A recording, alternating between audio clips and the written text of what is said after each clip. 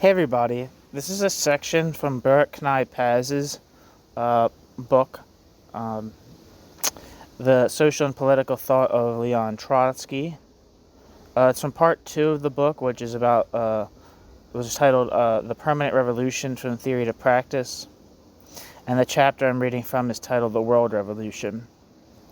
And it's kind of about Trotsky's thoughts about the international situation in the 1920s.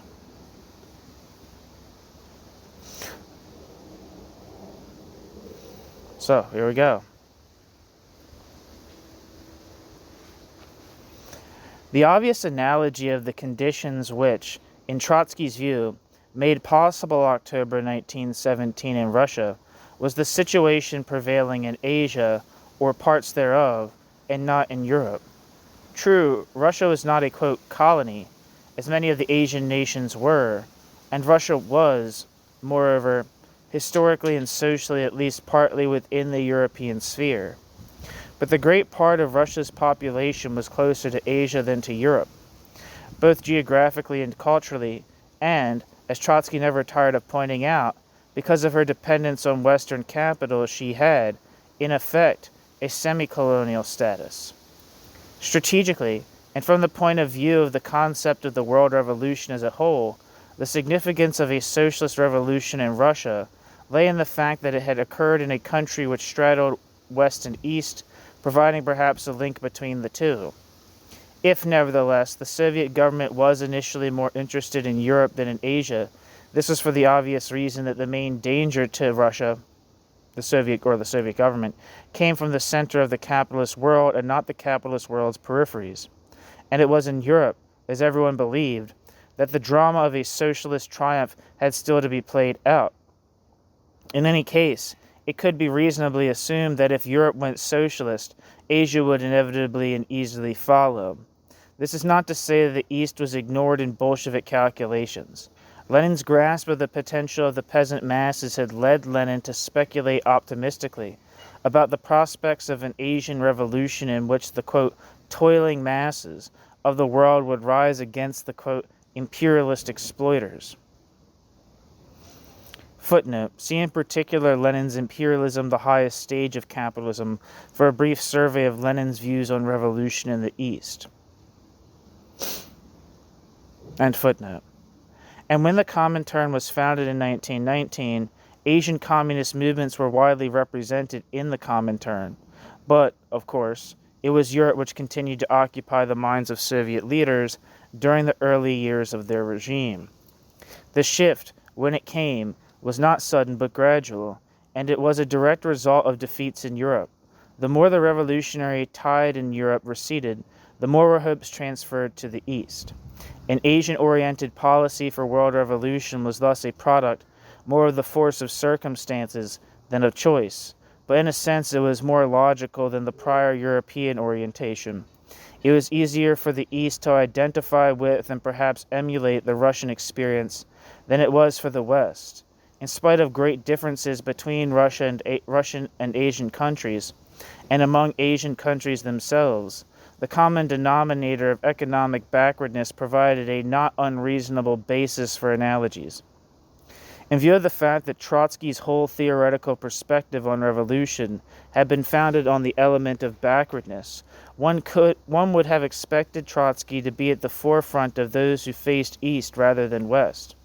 But, as we have seen, Trotsky's ultimate orientation was basically Western.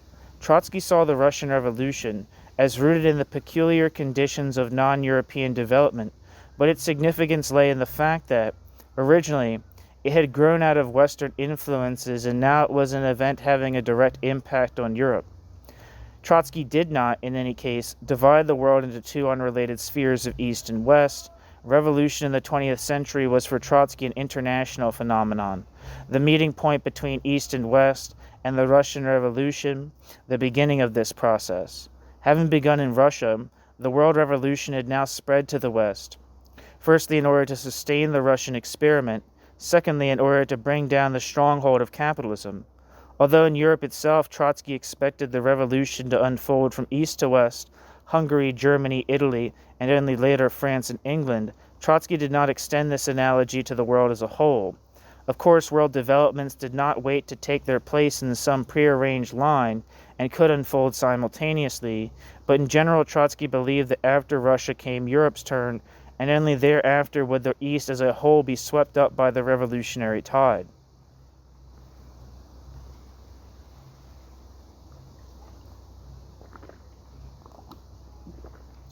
Coffee. For the most part, therefore, Trotsky's writings on the world revolution during the period up to and including 1923 concentrated on European affairs.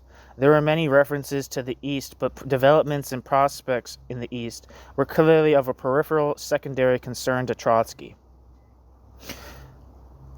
Footnote: it is interesting to note that in the whole of Piat let Commentarna, a work consisting of nearly 60 different items, not a single item is exclusively devoted to the East, and the references which do occur, though numerous, are brief and contain no sustained analysis of developments there. End footnote. Trotsky had no doubt that these developments, in the form primarily of nationalist anti-colonial movements, were having a deleterious effect on the stability of the imperialist powers, and were therefore an integral and important part of the struggle against world capitalism. But the emphasis on this aspect of the question and not on the revolution, but the emphasis was on this aspect of the question and not of revolution within the East itself.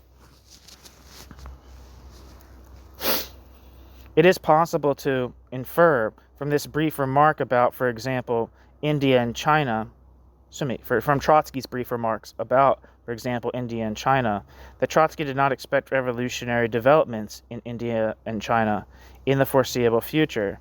Trotsky noted that the peasant masses were indeed in a rebellious mood. But Trotsky added that only the rise of a proletariat which would stand at the head of the peasants could translate this rebelliousness into revolution. True, as in Russia, this proletariat need not constitute a majority, and its role would be out of all proportion to its actual numerical strength. Nevertheless, a proletariat of the relative dimensions which existed in Russia on the eve of October 1917 was, in Trotsky's view, absolutely essential, and its development would depend on the extent of industrialization in these countries.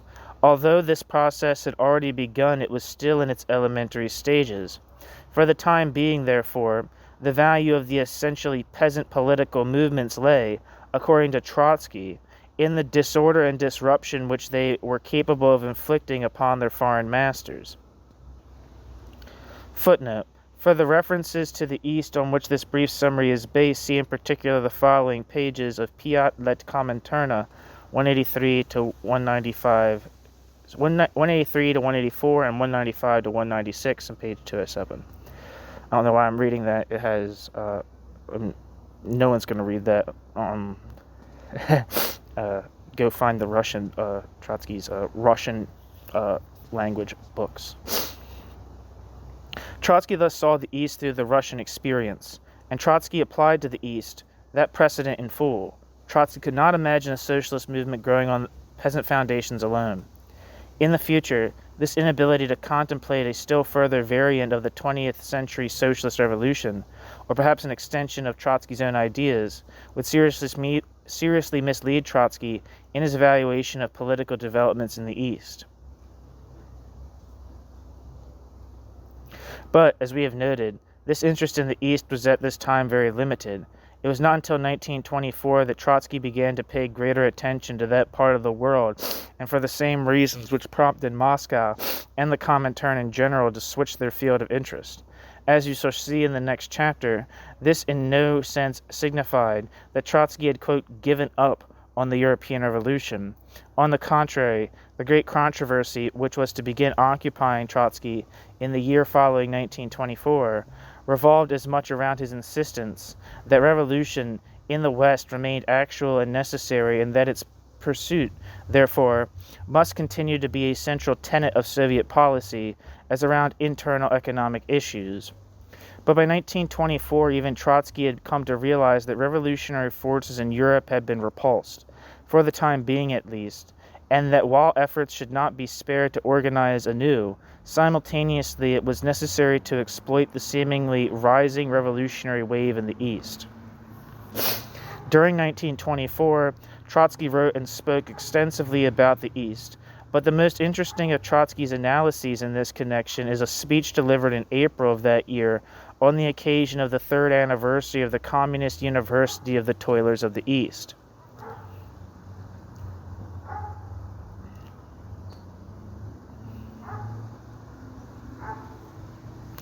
This is a remarkably optimistic evaluation of revolutionary prospects in Asia. For the first time, Trotsky was prepared to contemplate the possibility that, in the event of prolonged stagnation in Europe, quote, the center of gravity of the revolutionary movement will be transposed to the East, end quote. Moreover, just as Trotsky had once expected the Russian Revolution to spark off a European revolution, so now Trotsky raised the prospect that it would be instead a general revolution in the East which would, quote, give an impetus to the revolution of the European proletariat, end quote. Trotsky.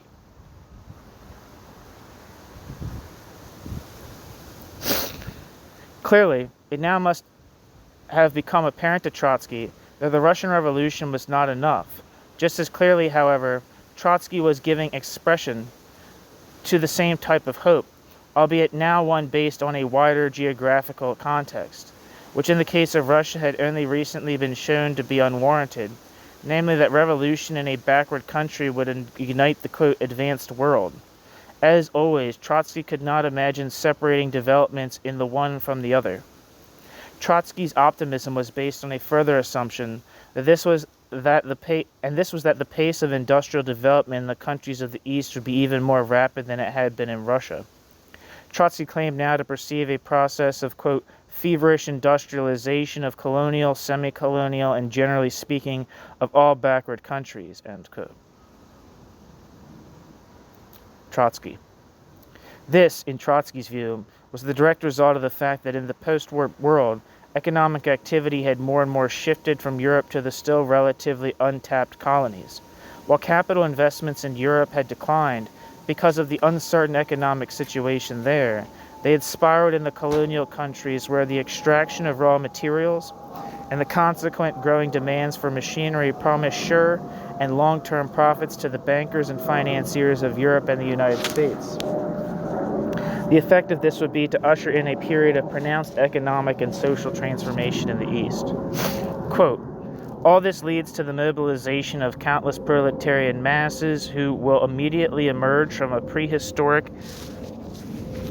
Excuse me. I hope that wasn't... My mic was kind of sort of covered. I hope that's okay. Quote, all this leads to the mobilization of countless proletarian masses who will immediately emerge from a prehistoric, semi-barbarian state and will be thrust into the whirlpool of industrialism. Thus, in these countries, there will be no time for the refuse of past centuries to accumulate in the minds of the workers. A guillotine, as it were, will be set to work in their minds, which will sever the past from the future at one stroke, and compel them to look for new ideas, new forms and new ways of life and struggle. And this will be the time for Marxist-Leninist parties to make their first appearance in some countries and to pursue a bold course of development in others, end quote. Trotsky. I think it's the first time I've ever seen Trotsky use the word Marxist-Leninist.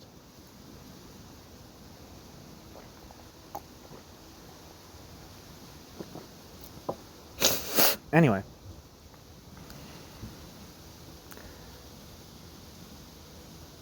End quote, Trotsky.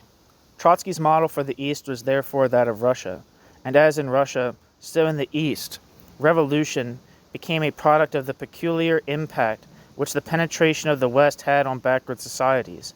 Instead of, quote, slow, organic, and evolutionary growth of new forms, as in the West, developments in the East assumes the form of terrible convulsions and... Where am I? Growth of new forms is in the West. Development in the East, quote, assumes the form of terrible convulsions and drastic changes, end quote. Trotsky. This is the same phenomenon of sudden social disruption, economic imbalance, and political instability which Trotsky had described in the context of Russia as constituting the conditions under which backwardness became a source of revolution. Trotsky claimed that the breakdown of traditional ways of life was already apparent. The influence of old, quote, creeds, prejudices, and customs, end quote, Trotsky believed, was waning. A good example of this was that women, the most oppressed element in the East, were beginning to liberate themselves and to assume a role in political movements. And everywhere, new forms of critical thought were superseding the old.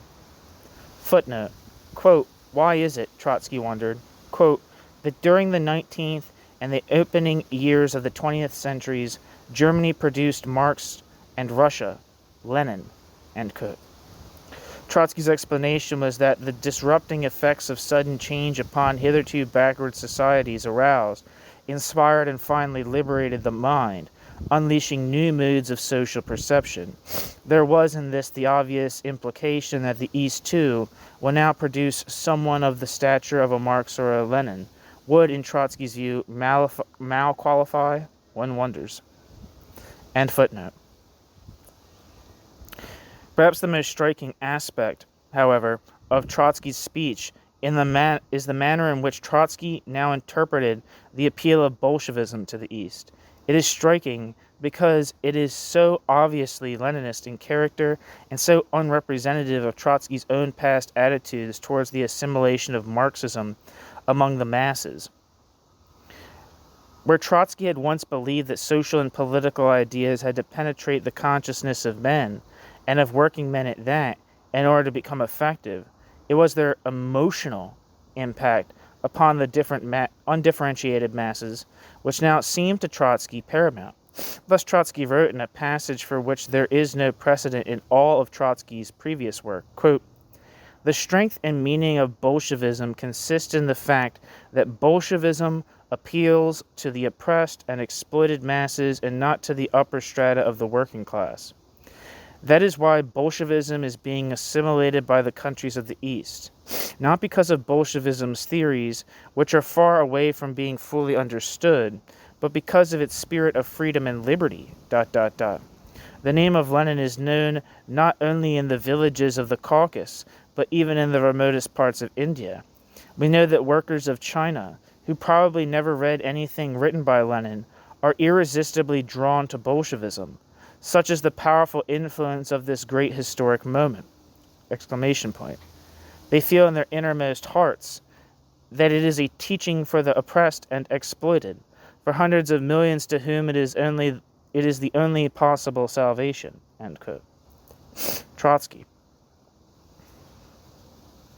This was not perhaps an incorrect interpretation of the appeals of Leninism to backward societies, but it constituted at least an implicit admission that in the context of the East, the old concepts of Marxism, class, consciousness, economics, were being superseded and even negated by the new concepts of Leninism, quote, toiling masses, spontaneity, ideology, as the components of revolution. Coming from Trotsky, this was an amazing admission. Had Trotsky reached the conclusion, in view of the success of the revolution in Russia, its failure in Europe, and its apparent prospects now in Asia, that Leninism, not Marxism as such, had emerged as the standard bearer of revolution, that subjective, instrumental, even emotional factors were more important than the objective preconditions for a socialist revolution. In fact, this seems to have been mainly a rhetorical slip, for in subsequent years Trotsky hardly ever spoke in a similar vein. Footnote. Although, as will be seen in the next chapter, Trotsky continued to believe that the failure of revolutions to materialize in Europe was due to the lack there of Bolshevik-like parties. End footnote. And the 1924 speech itself, if we neglect the above passage, remained true to the traditional Marxist view.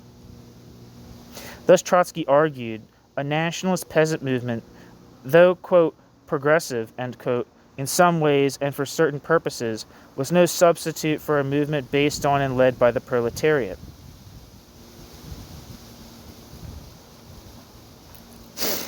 And this latter must not be isolated from the West, lest it degenerate into a, quote, national democratic, end quote, movement. It was to be a socialist movement, it was to be a part, as socialist movements everywhere, of the world revolutionary movement as a whole. Substantially, therefore, Trotsky remained faithful to Trotsky's original Russian model, but as we shall see, eventually this was to be at the price of neglecting or underestimating two elements which, although not entirely absent from the Russian experience, were nevertheless particularly characteristic of the East proper: the force of nationalism and the potential of the peasantry, combining to form the ideological and material spearheads of a socialist movement.